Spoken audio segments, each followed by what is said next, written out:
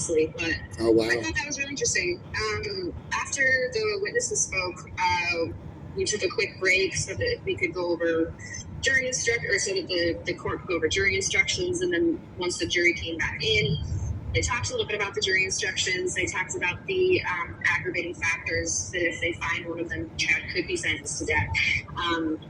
And I know you touched on those a little bit, but after that, Lindsay Blake gave a closing argument where she basically reminded the jury that, this is someone who has marked people for death. He labeled people dark. He said he was lowering their death percentages.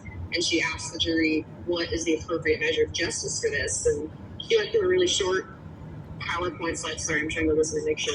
You're good. If you have a verdict, go. Okay. No, we're still good. Okay. They got quiet. I got scared. Right.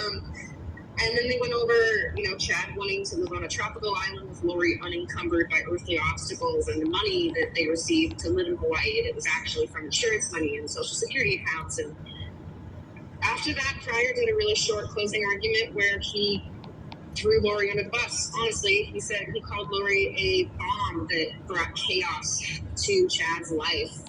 It was a really interesting way, I think, to put that. He said that the case had nothing to do with money, that the insurance for Tammy was set in 2002. It couldn't have possibly been anything about her death, and that he wasn't there for Kylie's murder. He also said there were many other people present for the murder of JJ Bauer, which makes it sound to me like Chad was there.